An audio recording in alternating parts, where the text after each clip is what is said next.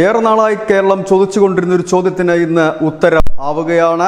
ഒരുപക്ഷെ ഇന്ത്യയുടെ ചരിത്രത്തിൽ തന്നെ ഇത്ര തവണ കേസുകൾ മാറ്റിവെച്ച ഒരു കേസ് തന്നെ അനവധി തവണ മാറ്റിവെച്ചൊരു ചരിത്രവും ഉണ്ടായിട്ടില്ല.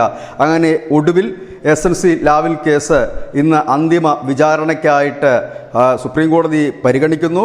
2017 ഹൈക്കോടതി കുറ്റവിമുക്തരാക്കിയ പിണറായി വിജയൻ ഉൾപ്പെടെയുള്ളവർക്കെതിരെ CBI സമർപ്പിച്ച ഹർജിയാണ് ഇപ്പോൾ സുപ്രീം കോടതി ഇന്ന് അന്തിമ വിചാരണയ്ക്കായി ഇന്ന് പരിഗണിക്കുന്നത്. Justice Surya Kant, justice KV Viswanathan എന്നിവരടങ്ങിയ ബെഞ്ചാണ് ഇത് പരിഗണിക്കുന്നത്.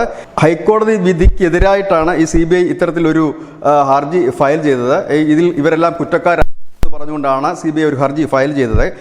ഇതിൽ പള്ളിവാസൽ, പന്നിയാർ, ചെങ്കുളം ജലവൈദ്യുത പദ്ധതികളുടെ നവീകരണത്തിനായിട്ട് കനേഡിയൻ കമ്പനിയായി SNC ലാവ്ലിൻ കമ്പനിയുമായി ഒരു കരാർ ഉണ്ടാക്കുകയും ആ കരാർ മുഖേന 86.25 കോടി രൂപയുടെ നഷ്ടം ഉണ്ടാവുകയും ചെയ്തു. ഈ കേസ് നടക്കുന്നത് വളരെ കാലത്തിന് മുമ്പാണ്. അതുകൊണ്ട് തന്നെ ഇതൊരു ചെറിയ സംഖ്യയായി കരുതരുത്. അന്നത്തെ കാലത്തെ വലിയ സംഖ്യ തന്നെയാണ്.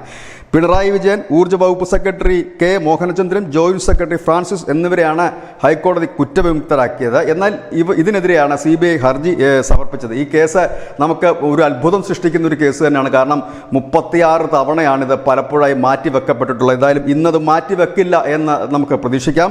ഇതിൻ്റെ ഒരു ഇമ്പോർട്ടൻ്റ് എന്ത് എന്ന് ചോദിച്ചാൽ, ഈ കേസിൽ ഈ പിണറായി വിജയൻ ഉൾപ്പെടെയുള്ളവർ വിചാരണ നേരിടണം എന്നൊരു പരാമർശനം കോടതിയുടെ ഭാഗത്തു നിന്നുണ്ടായാൽ പോലും അത് ഇപ്പോഴത്തെ സാഹചര്യത്തിൽ രാഷ്ട്രീയ കേരളത്തിൽ വലിയ കോളിളക്കം തന്നെ സൃഷ്ടിക്കുമെന്ന് പറയേണ്ടി വരും. കാരണം മാസപ്പടി വിവാദം നിൽക്കുന്നുണ്ട്, ഒപ്പം തന്നെ കരുവന്നൂർ കേസ് നിൽക്കുന്നുണ്ട്. അതിനിടയിൽ ഇടുത്തി പോലെ വിചാരണ നേരിടണം എന്ന ഒരു കോടതിയുടെ ഒരു സൂചന എങ്കിലും ലഭിച്ചു കഴിഞ്ഞാൽ അത് രാഷ്ട്രീയ കേരളത്തിൽ വലിയ മാറ്റങ്ങൾ തന്നെ സംഭവിക്കും. News desk, news India Malayalam.